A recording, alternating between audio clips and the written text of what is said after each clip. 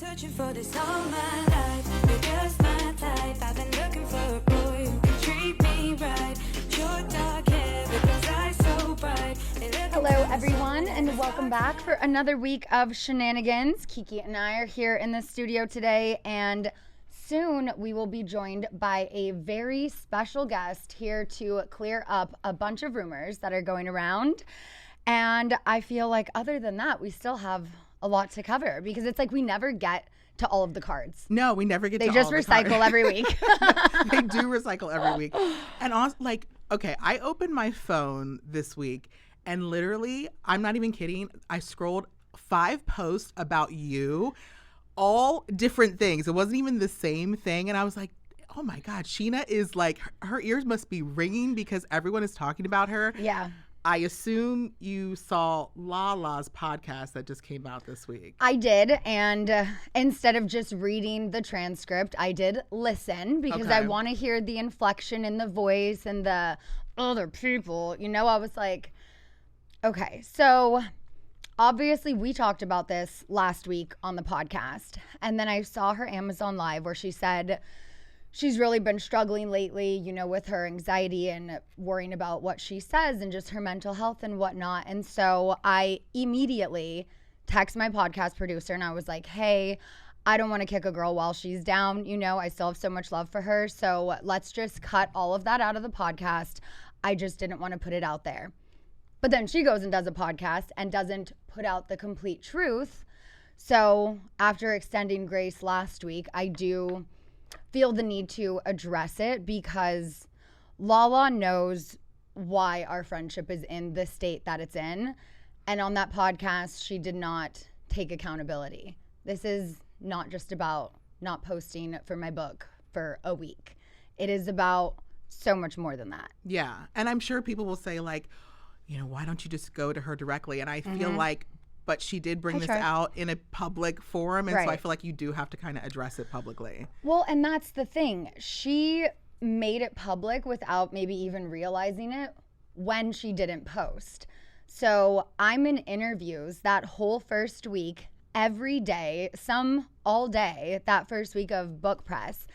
I can't tell you how many times I got asked, how are you and Lala? Are things with you okay? People at my live shows, when they would send in questions and whatnot, were asking about Lala. And we're like, oh, are you guys still good? She hasn't posted your book. And I'm like, yeah, I noticed that, but I'm still trying to, especially in front of a live audience with phones everywhere, I'm still trying to keep it cool. So much so that when we were doing like prank calls in the beginning of the shows, I called her one night because everyone's like, call Lala. Yeah. And I'm like, I don't know if she's going to answer, but I was like, you know what?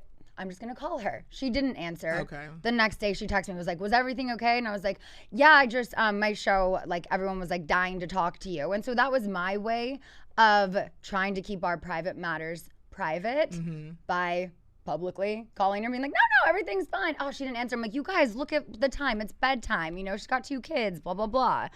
But the real reason, which obviously you know, but now I'm going to need to tell you again because we have to tell the listeners, it was not about the book post or her saying that nothing she ever does will be good enough. It was not about that. The real reason, which I've alluded to in interviews, but I didn't want to put people completely on blast because these are people I genuinely care about, but it was that not one, but 2 of my closest friends repeated the RHOC affair story to other people. One of those, it was repeated to Brittany. I know Brittany doesn't have bad intentions. I wanted to tell her myself. We didn't have a chance. That one, I'm like, I can get over that.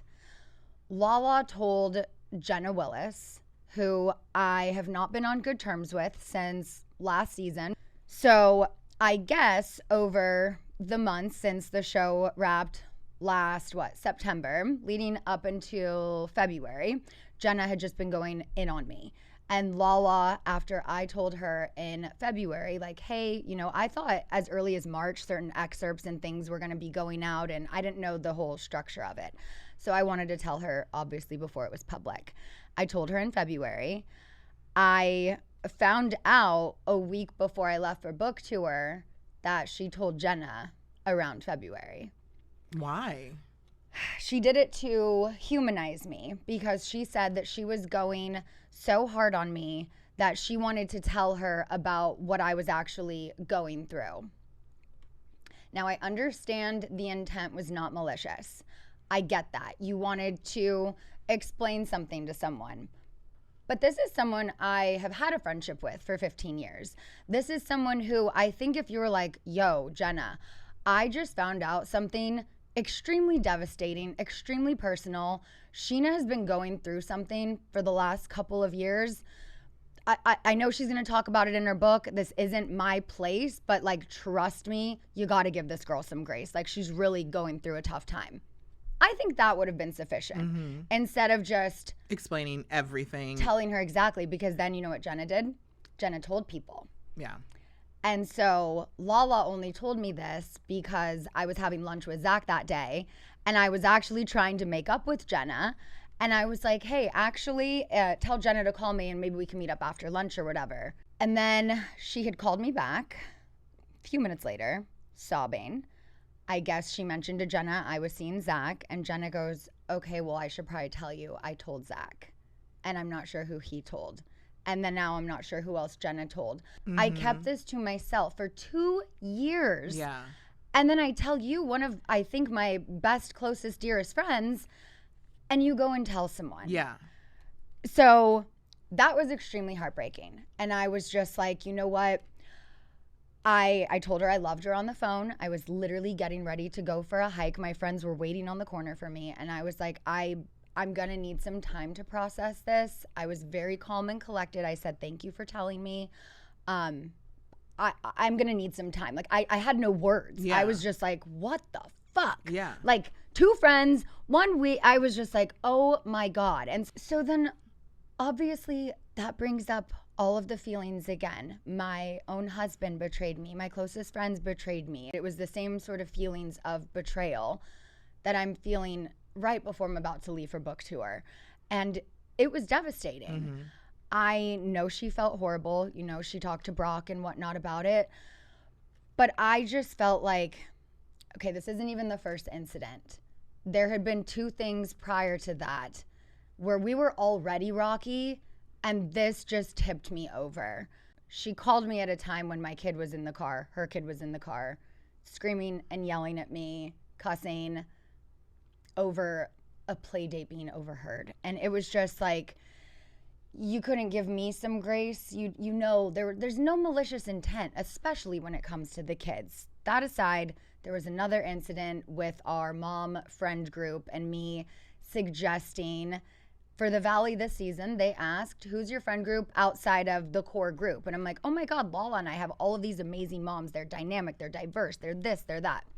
She got mad at me for giving the moms' names to production because she said she likes these women and she doesn't want to go toes with them. I'm like, so you don't like me, you don't like Brittany, you don't like Janet, like you don't like Michelle, you're okay going toes with us? Like, that doesn't make sense, your reasoning. I let it go. Then this, I was just like, it was especially painful for me because Lala knew the whole saga, the dark place that I was in mentally when I had a breach of trust when I first started writing this book. And it's like, finally, I was ready to open up to my close friends about this, and she did the same thing.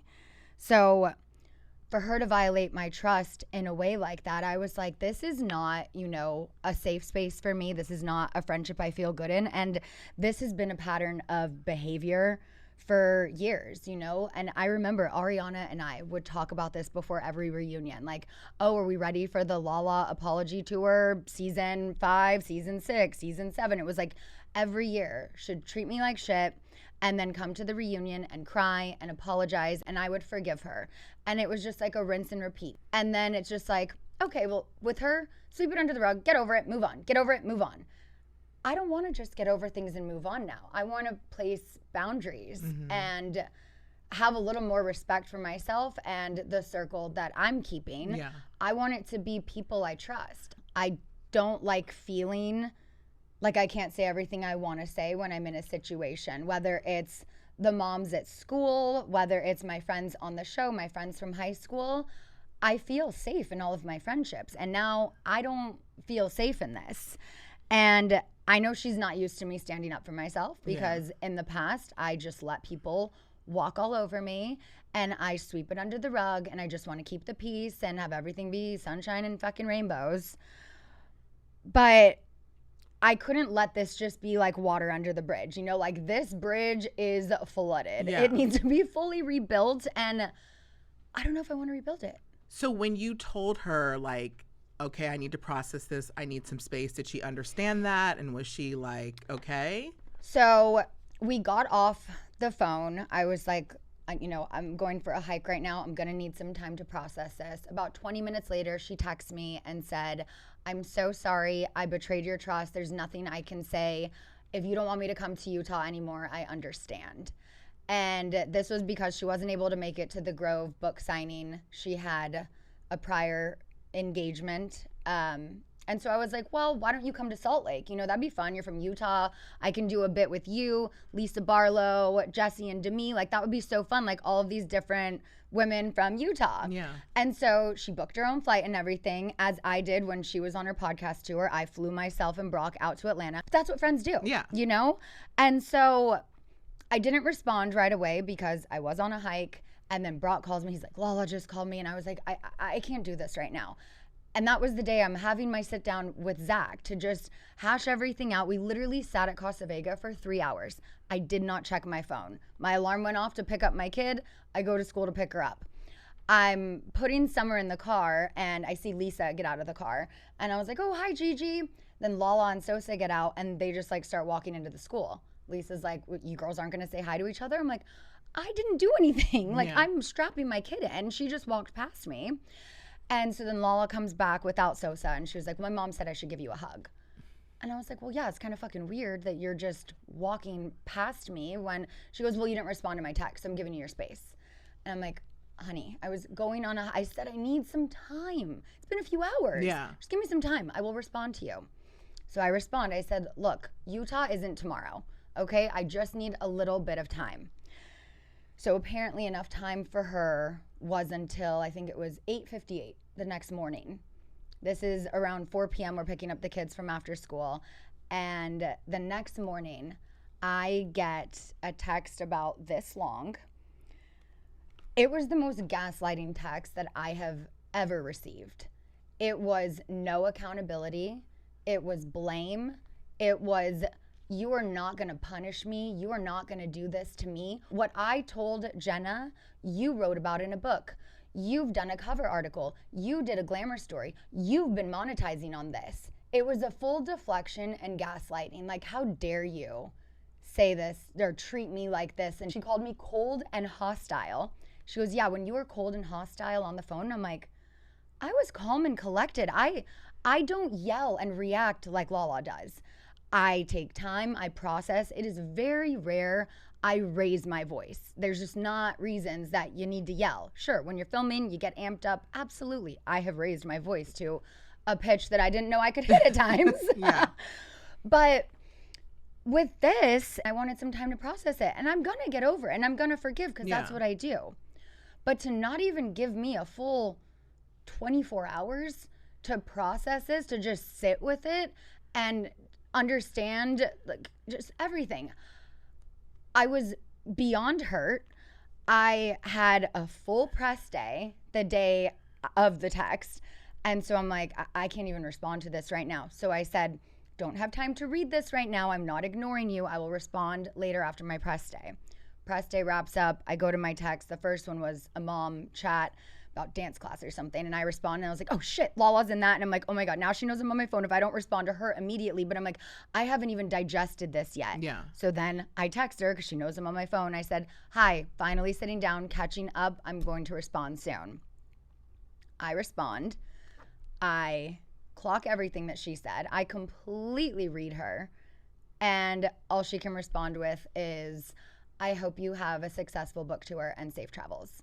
The issue is now the lack of accountability and you deflecting and you projecting this all onto me and gaslighting me. That's not okay. So because I chose to write about it in a book, that's okay for you to go and tell someone 4 months before it's even coming out. You don't think that this person who has not good intentions for me is going to tell other people who also don't have good intentions for me and that this could leak to the press?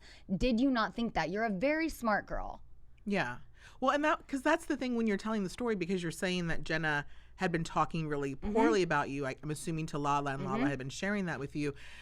One, I don't know, like, I would think if Lala was your good friend, she should have shut that down, because I just feel like that's like not a good friend thing to do. But also, she should have known this is not a safe person for Scheana. So I definitely shouldn't be sharing intimate details with her, no matter how close I am with her. Yeah. That's what you would think. So I just hearted her. I hope you have a great press tour and safe travels. And then the next week on the 21st, the day before the book came out, she said, "Hi, Sheesh, I'm giving you your space. I've canceled my ticket to Utah. I hope you have an amazing trip and the tour is a success." And I just said, "Hi, I just finished my live show, got back to the hotel. I appreciate you giving me space and the well wishes. Tonight went great. I was genuinely looking forward to Utah with you, but I understand. We'll talk and hang when I get back." No response. Then the next day, you know, the book comes out. People are asking, like, why haven't your friends posted? Especially the next day when I'm impressed. The next day, so I check in on her on the 24th and just said, "Hey, did your box come?" Because I know everyone else's have been delivered. If yours wasn't delivered, I'm going to call the publishing house and be like, "What the fuck? That was supposed to be there." She said, "Haven't seen it, but Lisa and Easton deal with packages. When I get home, I'll check." And I said, "Okay, and you really canceled your flight? I get back tonight if you want to talk." That was on the 24th. I didn't hear from her again. No acknowledgement of that. She had her red receipts on. No acknowledgement of that. And then August 5th, she texted me and said, "I know we're in a strange place, but I find it important to tell you I'm happy for you and so proud of you." And again, I said, "I really appreciate that. I'd love to talk when I'm back next week." Tried to meet up. "Oh, I have this. I have my Amazon Live. Now I have to go to the dermatologist. Oh, I can't go to your event tonight because I have this, that, and the other." But I just feel like the whole posting thing, yeah, I did make a comment about that when I was asked about it.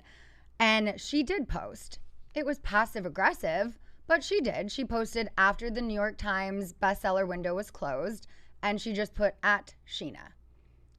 And some of our mutual friends also noticed how passive aggressive that was. They've also seen her behavior and how she treats me, and they're like, "Why do you put up with this? What are you gaining from this friendship?" And I'm like, "No, you guys, like, she's got a lot on her plate," and I just make excuses, and I'm always there for her.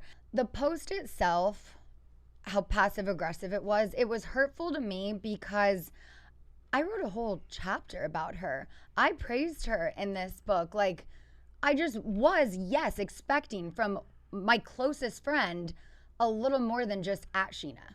You know, so proud of you for this book or whatever. And it's like, you did text me that on August 5th privately. Absolutely. That does mean something to me. Yeah.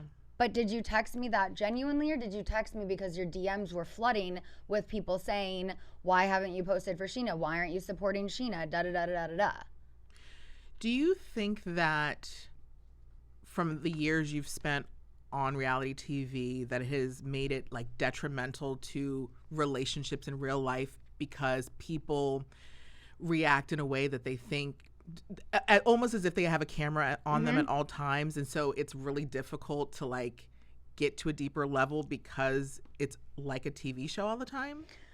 Kind of. Yeah.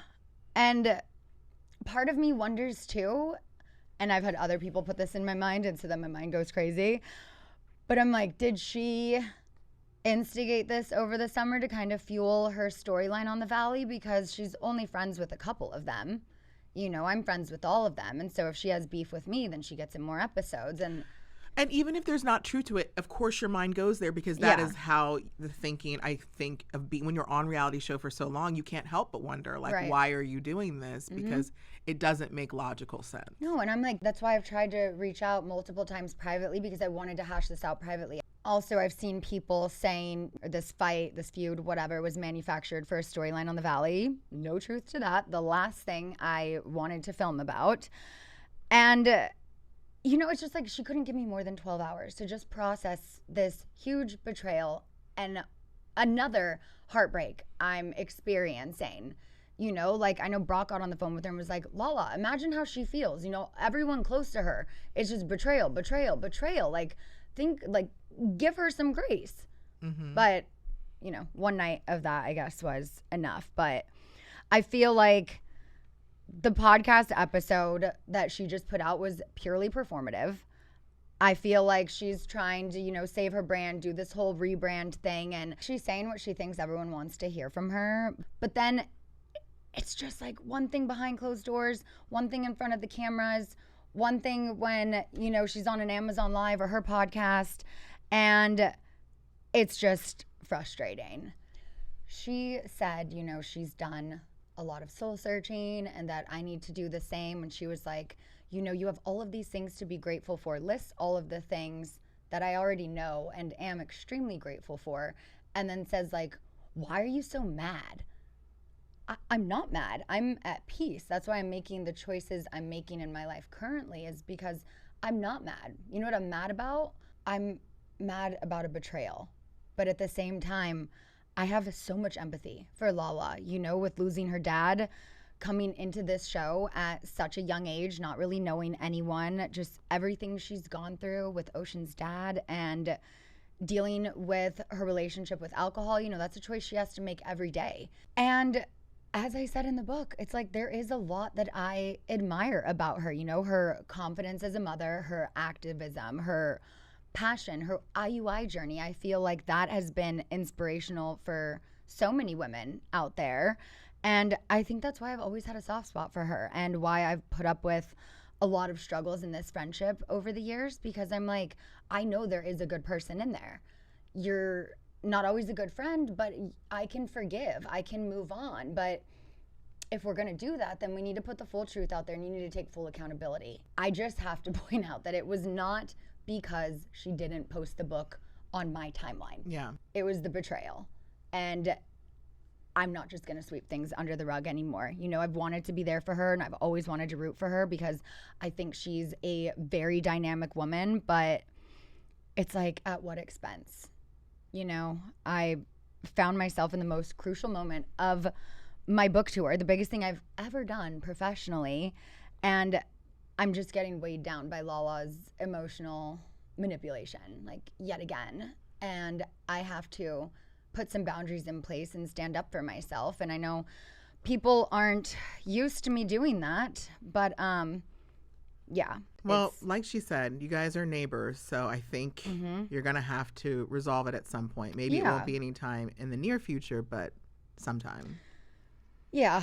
You know, just listening to that podcast this week showed me there's never going to be accountability in this friendship. And I just feel like for so long in my friendships and my relationships, I've set the bar very low with how, you know, I allow others to treat me. And the real issue in this friendship is not that Lala changed.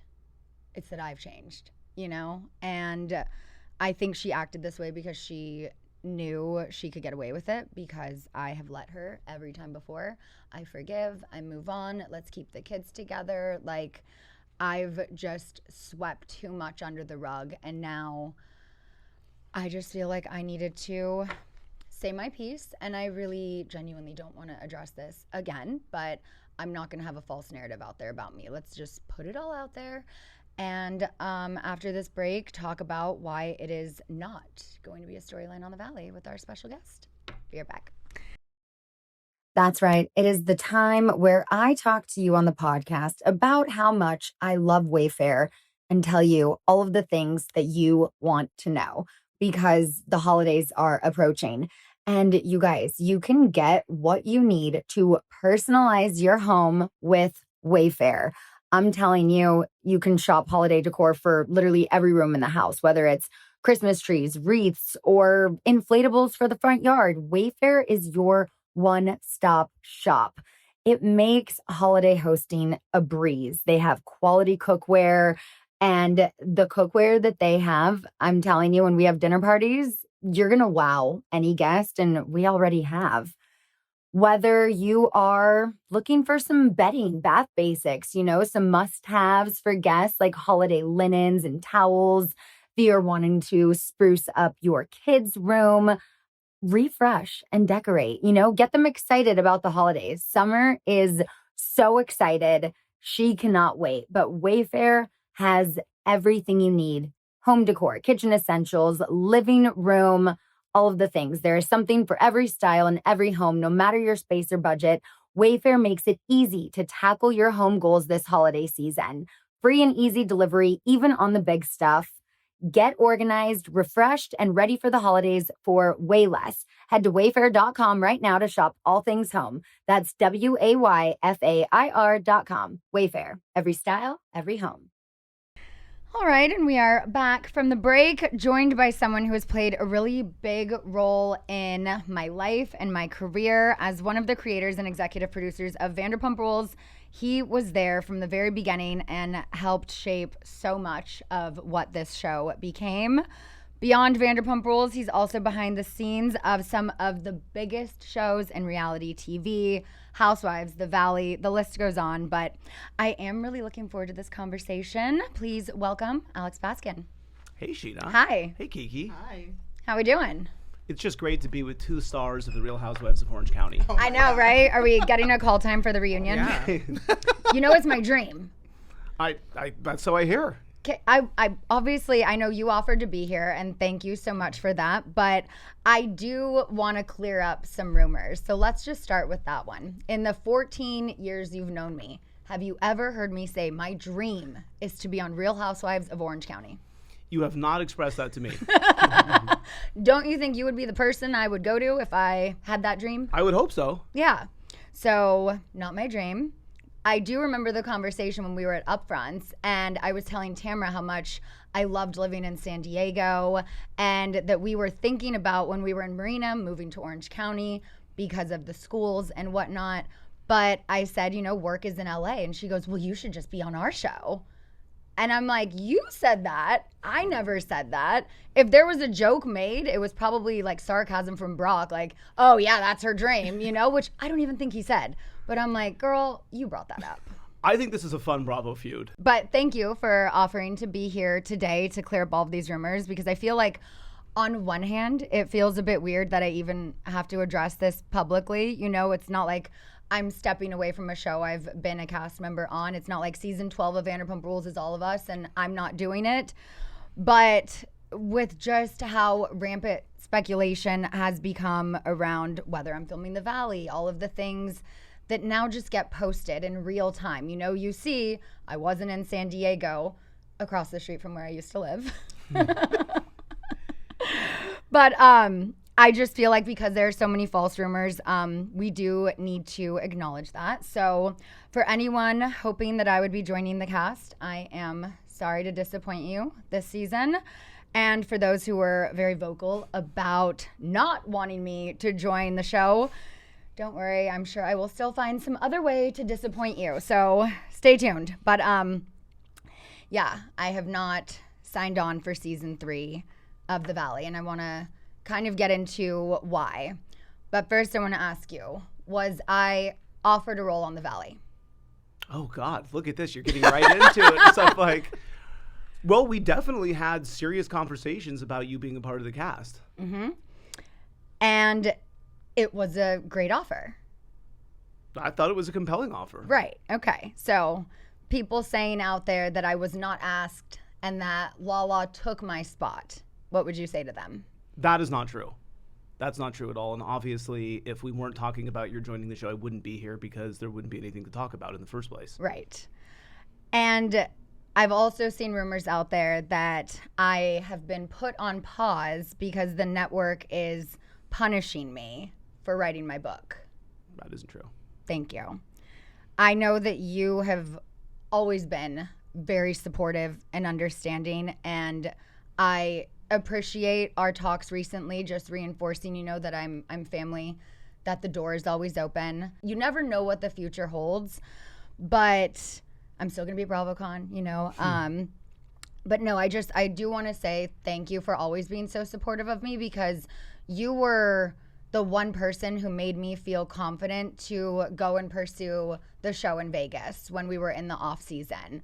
Lisa was like, you can't do that. You have to be in LA. I'm like, I'll fly back every Tuesday, work every Wednesday. Like, I'll make my appearances still in LA every week if I need to. And she was telling me that I couldn't do it and it was going to be a bad look and essentially I might get fired for it. And then when I talked to you, you were like, no, Scheana, it's fine. As long as you can make your call times and whatnot, like, go do that. That's something that I was doing in the beginning of the show, was pursuing acting. And so I just want to say thank you for, you know, supporting other things that I've wanted to do after all of these years. Yeah, I mean, look, I appreciate all of the contributions that you've made to Vanderpump Rules over the years. I know not always an easy show to do. And so I think at this point, I'm proud of the fact that everyone has grown into a different phase of their lives. And I think that's a testament to them. And also, I think the show, in a really good way, you know, can claim to have played a role in giving them a chance to do that. And I like seeing people grow and move beyond something they were doing many years ago. And I think the original premise of the show holds again for an entirely new group, and that's exciting to me as well. Totally. And that is one of the reasons. I mean, I was going back and forth with this. You know, is this the right move? Is this the right next step for me in my career? Post-book, post-Vanderpump Rules, is it the fresh start I'm looking for? Or is it a continuation of what I've been doing all along? And after just going back and forth, there were a few things that kind of stood out to me that made me make this decision. I remember last season, and like, I'll never forget this. It's the stupidest thing, but one person, you know, it only takes one comment, just sticks. But the episode was airing where I made enchiladas for everyone. We had like a pool party and whatnot. And someone tweeted me and they go, why do I feel like Scheana's the girl who graduated high school last year but still goes to the high school parties? And I was like, ooh, is that what the Valley looks like for me? That I'm just like desperate and thirsty and I'm like, you know, this is a show that other people have been paving the way for the last couple of seasons. And this is kind of their thing. So everyone thinks it's like, oh, how can I make it about me? But I'm like, I'm not trying to make it about me. I'm trying to figure out, you know, what the best next step is for me. And I was at her house and she was telling me how she just really missed going toes with people and that she just like thrives off of reality TV. And again, she pointed that out a couple weeks before we were about to start filming, asking if I was excited. And she goes, you know, reality TV just scratches an itch for me. And it feels like the first day of school at a new school. And it doesn't scratch an itch for me in that way. I love it for the platform it gives us to talk about real life things. I want to be a part of a show where people are excited about showing their lives, not going toes and it scratches an itch and gets them off. Like, that just kind of rubbed me the wrong way. And then when I was doing book press, it was a podcast I did called Unwells. It was like a pop culture show. And they had a section at the end where it was like, fuck yes or hell nah. And they said Paige DeSorbo leaving Summer House. And I was like, hell nah.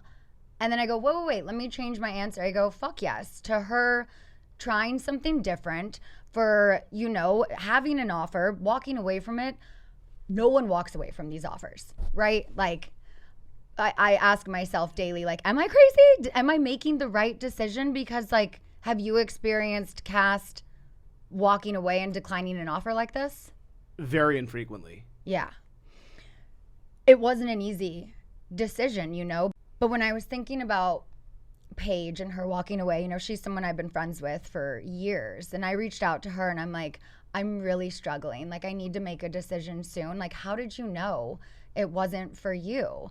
And just after having like a long conversation with her, I started to feel the same way. And I thought, you know, maybe this isn't the next step for me. Emotionally, it's like I felt like I've been running a marathon for over a decade and I didn't even have time to breathe before the next race. it felt like from book tour to filming season 3, I didn't even have time to like check in on my marriage or my family. And it was like, and we're just going to go right back into it. And, you know, once my book made the New York Times bestseller list, I never imagined that would be possible. I did not think I would get the support the way that I did. I feel like I had given up on myself. I felt like I lost my confidence. I let the Mean Girls, the first few seasons, take a part of my spark, and I just feel like I'm not the same person, you know? Obviously, we all grow and stuff, that I was 14 years ago when we started this show. I was booking jobs, I was acting, I was doing all of these things that I was genuinely interested in. And as you know from our first meeting, my dream wasn't reality TV. I was very hesitant to do the show in the beginning, but it kind of just happened. It made sense, and I am beyond grateful. I just want to say this. I said it in my book in the acknowledgments, but I just also want to say it. I'm so thankful for the opportunity, for the platform, for everything this has given me, allowed me to pursue, allowed me to talk about, and just things that, unless you do, you know, write a book and everyone listens, it doesn't have the same reach as a TV show. And, you know, Kiki actually, I don't remember where it came from. Oh my God. But you What did I did do? say, no, you said something to me, and you said dreams don't have deadlines. Oh, yeah.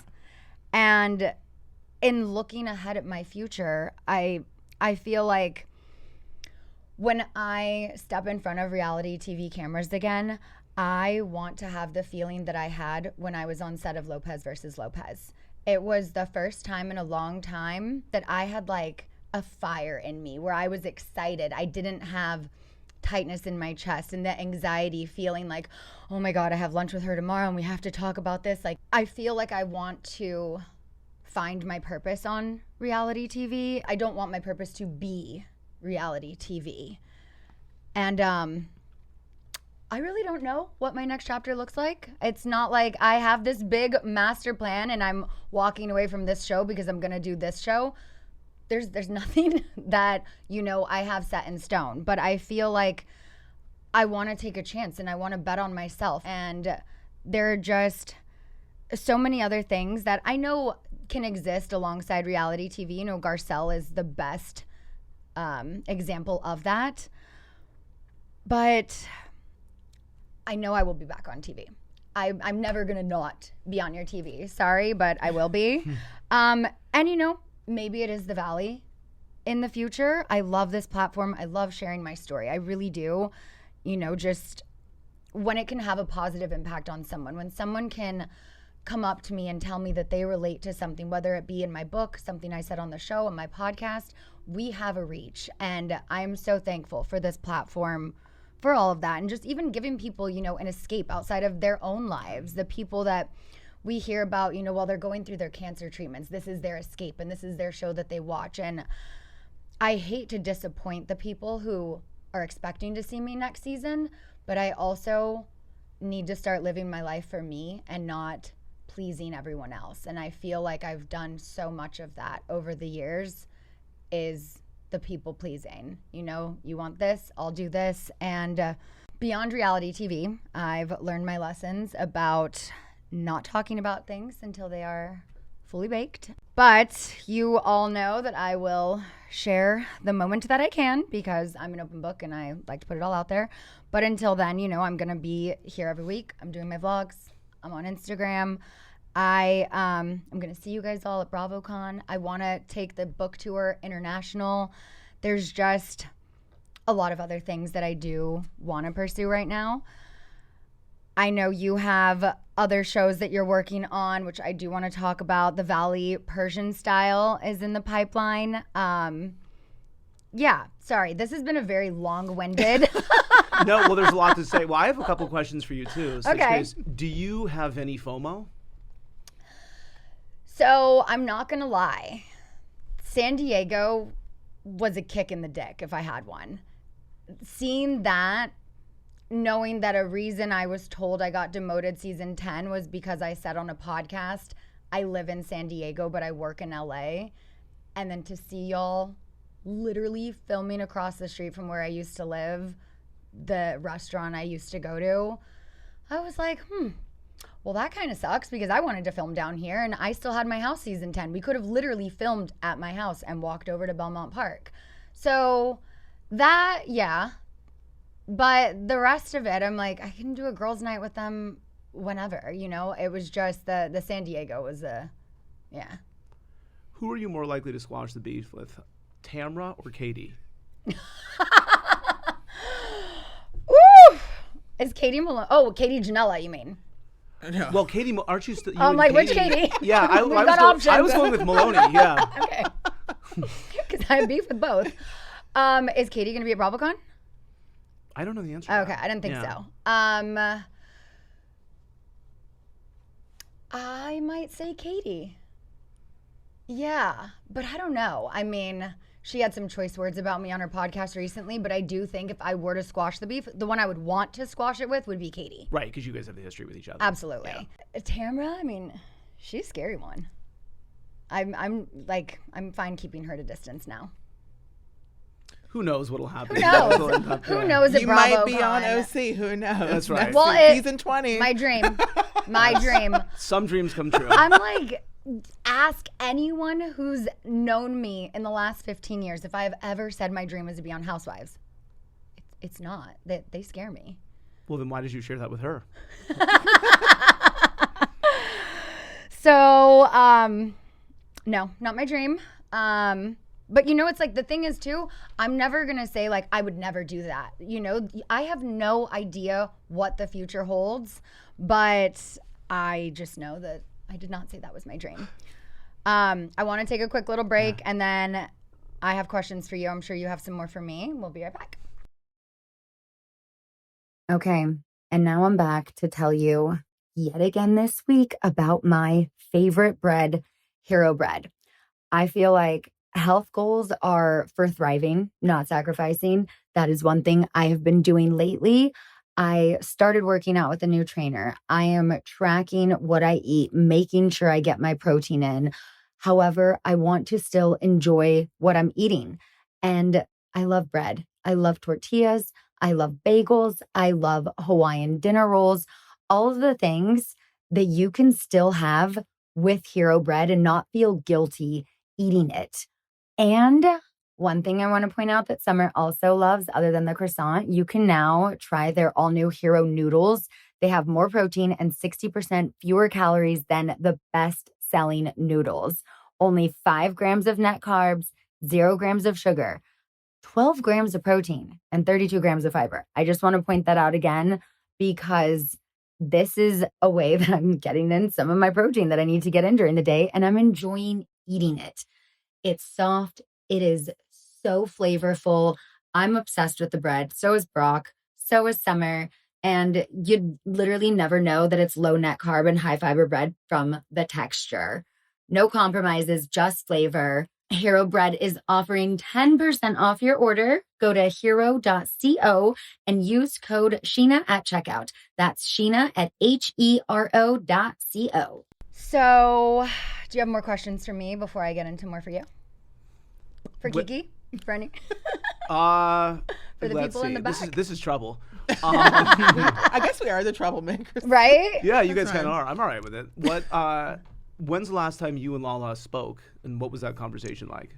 I saw her 2 nights ago at a birthday dinner for one of the school moms.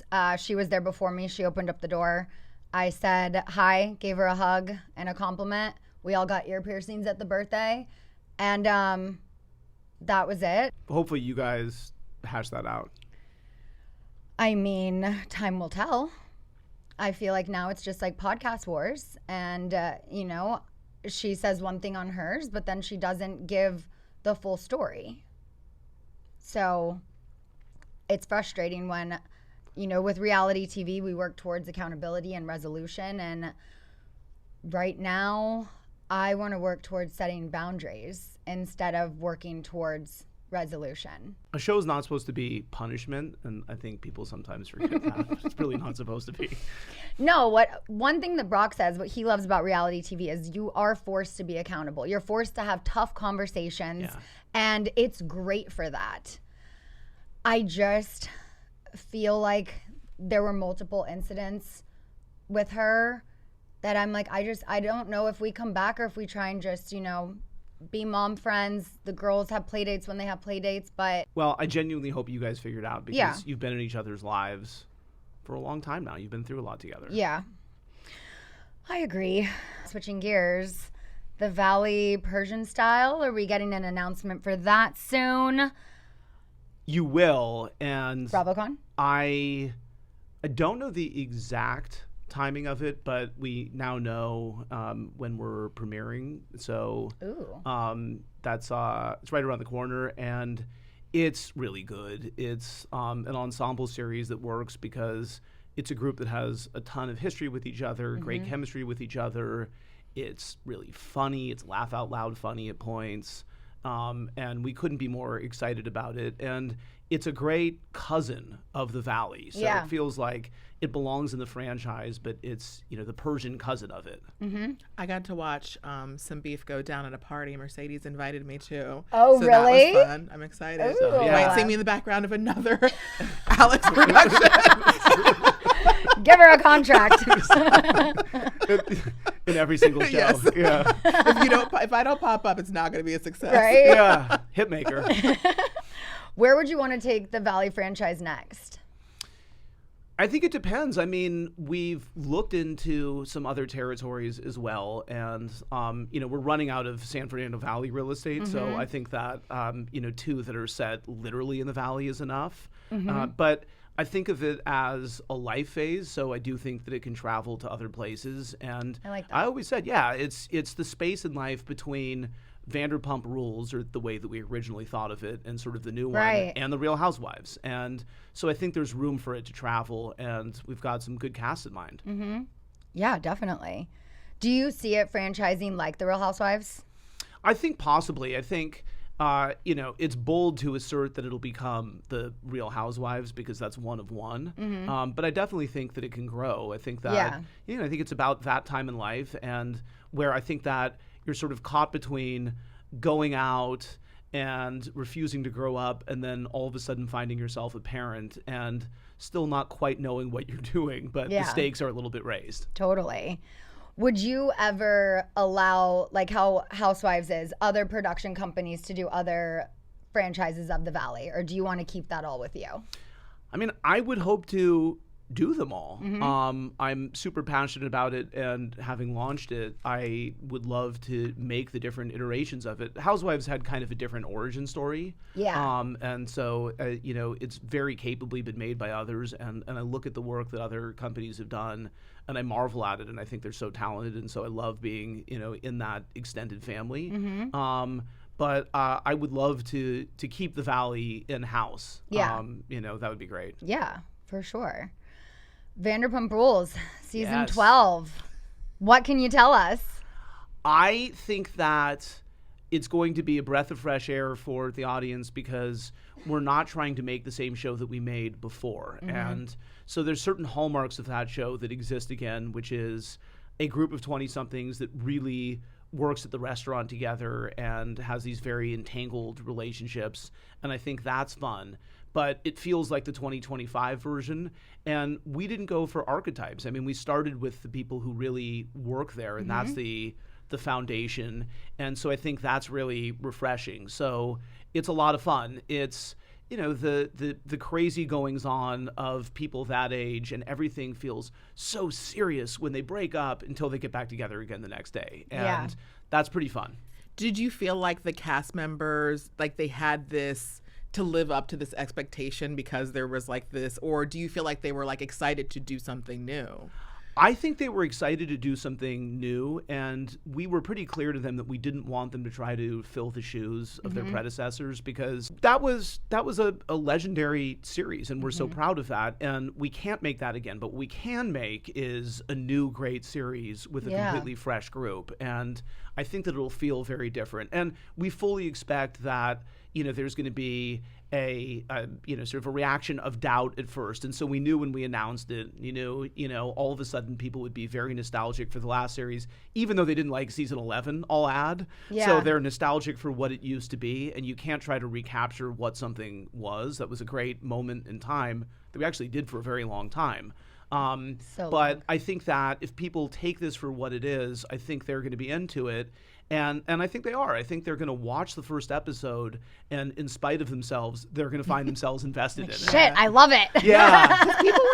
People had the same feeling about the Valley. They were like, it's gonna be, they're gonna hate it. Every comment, they're like, Exactly. we don't want this, we don't want this. Yeah. And now they're like, we want this, we want this. But I thrive on that because I think as far as the show is concerned, you want the attention, and even people reacting to it negatively means they're going to check it out. And then it's up to us to hook them. And if we don't do that, Right. Yeah. we haven't made a compelling show and we haven't done our job right. Yeah. So I'm okay with that. And I think it just means people have really intense feelings about the franchise. You think? Oh.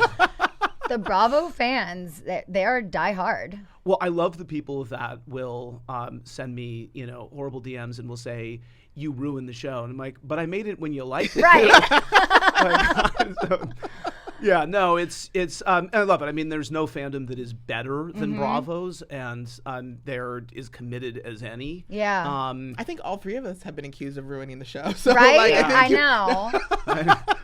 On a daily Literally. basis. Yes. Yeah. Yeah. If you had been able to do a final season of VPR with like the OGs, which I know you were going back and forth with, what might that have looked like? Well, I think it would have looked a little bit different than season 11, or a lot different than season 11, not a little bit, because I don't think we could do the same thing again. I think that was an endpoint for that. I think it probably would have looked like separate spheres that maybe only sometimes would have come together, because I think it would have been artificial to try to put everyone in the same room. And I don't even think you would try to talk everyone into it, because then you would be producing against the principle of the show in the first place. And so I thought there was a version that we could do that would have wrapped up everyone's story as an individual chapter, which would have included new footage and old footage. And I thought we could have done something really different. And I thought we could have announced that it was the final season. And I thought it could have felt very fresh. And I was also happy not to do it, because I also think that was my things next come to an question. end. I really did. I thought Right. at a certain point, I think you don't want to fight to make something that probably shouldn't exist. And we all thought that it was time to take a bow and move on. Yeah. Do you ever see like a, you know how like high school, you have a 10-year, 20-year reunion. Do you see something like that for OG Vanderpump Rules, like a 10-year reunion special, and we all go get thrown in a house together like Jersey Shore? I sure hope so. I mean, I think we need time. I think at this point, you couldn't even pull that off. no. Like, you couldn't, and it would be miserable and no one would want to be there. And so I just think that we need time to have an appreciation for what it was like for everyone to go through that together. And then I would love that. I would love to honor the legacy of the show. Yeah, because I think Elsie from The Hills was not interested in The Hills, and now she's the Right. first one to announce that they're doing this reunion. So, yeah, Yeah. it just takes time. Yeah, I think so. Definitely. A decade might be good. Yeah. Maybe two. Maybe two. We're all in our 60s. Yeah, I know, right? Jax is 75. The 2045 reunion. Oh my God. Speaking of OG VPR, when did you know that you had a hit on your hands? I thought very early on, and I'm not just saying this after the fact, but I thought in meeting everyone in the first place and putting together the original cast map, the diagram of everyone's relationships, and that's now a staple in pitching reality shows, it's illustrating how connected everyone was, but it was pretty new then. It was a novel thing to do. And I thought everyone was really game to do it. And even when we shot the presentation after we originally did casting interviews, everybody just naturally made the show. So I thought we were there, and it was just a matter of the audience feeling the way that we did making it. Yeah, definitely. Was there ever a time when you were nervous about a pickup? Like a season pickup, not a pickup scene? Yeah, later on we struggled after like season 8, for example, because we were right at the point where we were feeling the strain of the fact that life was changing, people were going in different directions, and so I think the show had to find new footing. Yeah.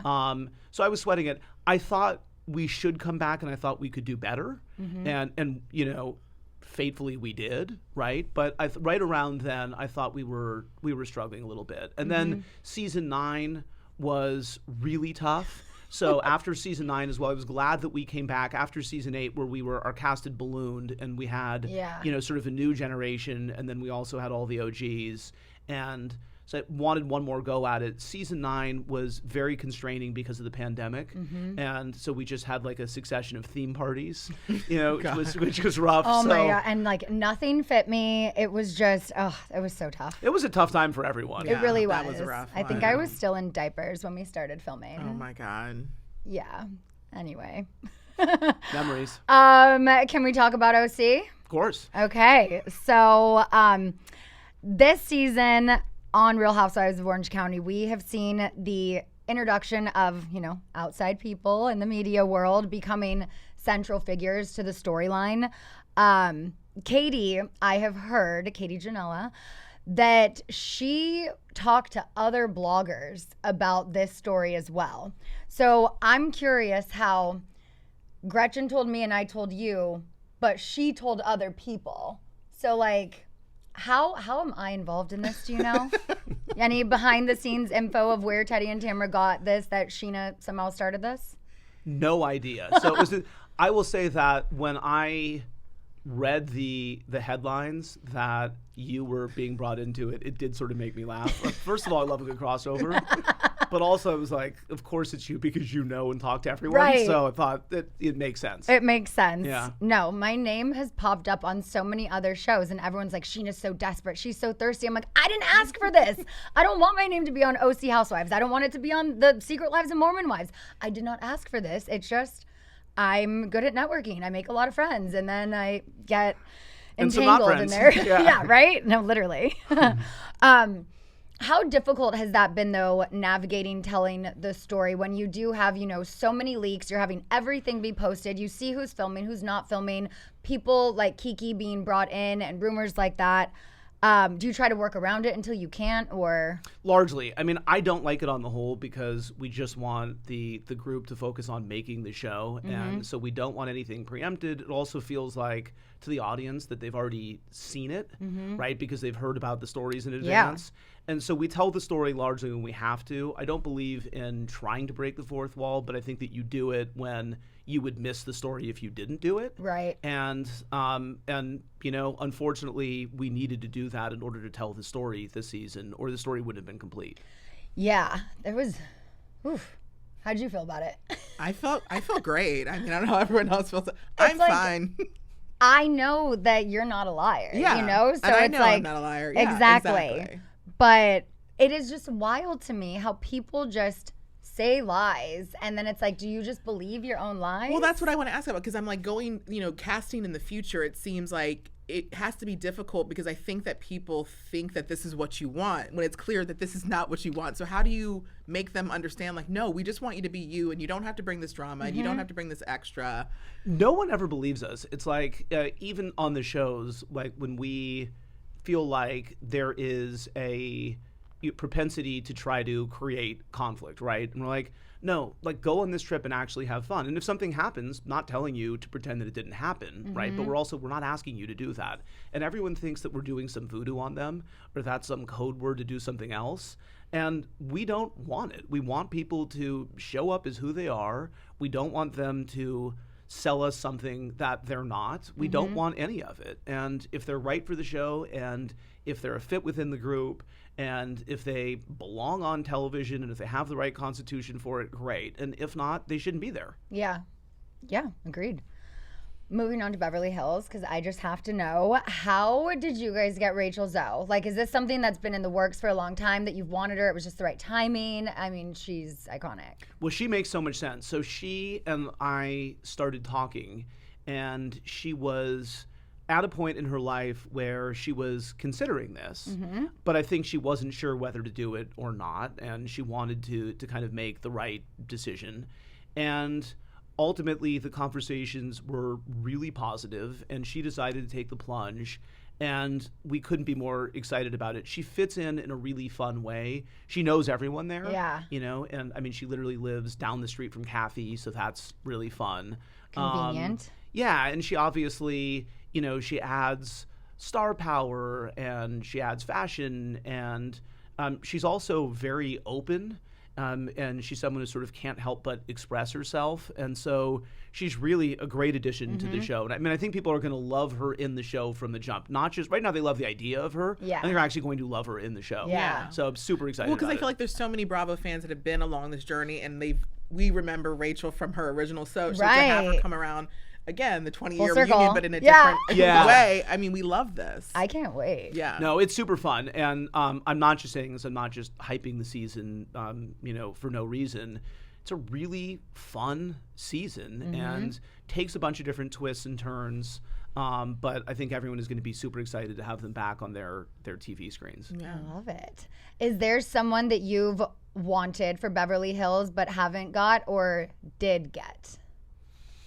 That's a really good question. For a few years, I talked to Ida Williams about doing the show, and she would have been great.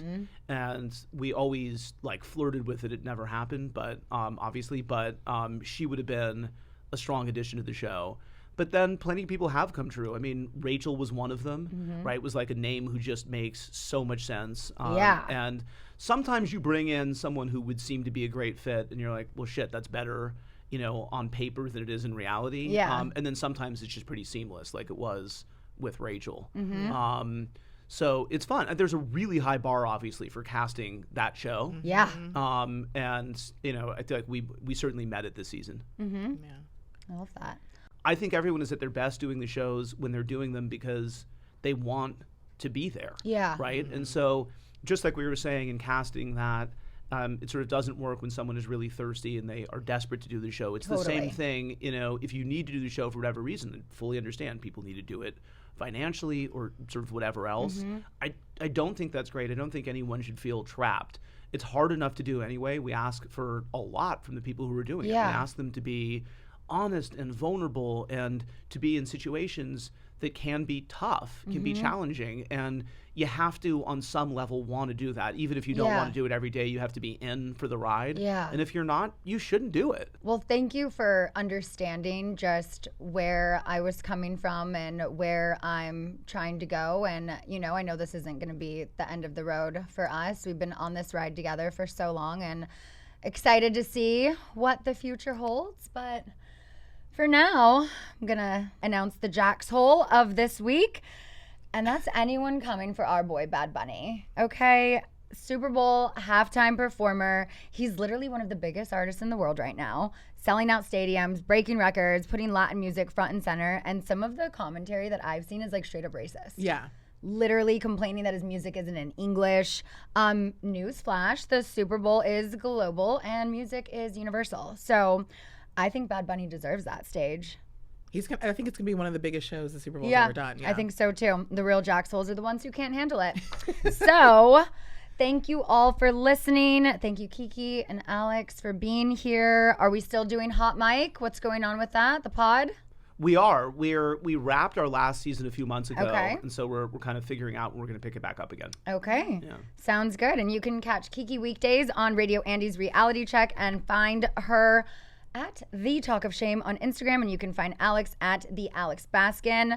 Nice DMs only. But, you always have a show on air. Currently, OC. Next up, we got VPR, Beverly Hills, and then The Valley next year. So tune in for all of it. And if you haven't already gotten my book, New York Times bestseller, mygoodsidebook.com. Thank you so much for being here. Thank you. Seriously. And thank you for sticking around. I've been searching for this all my life. You're just my type. I've been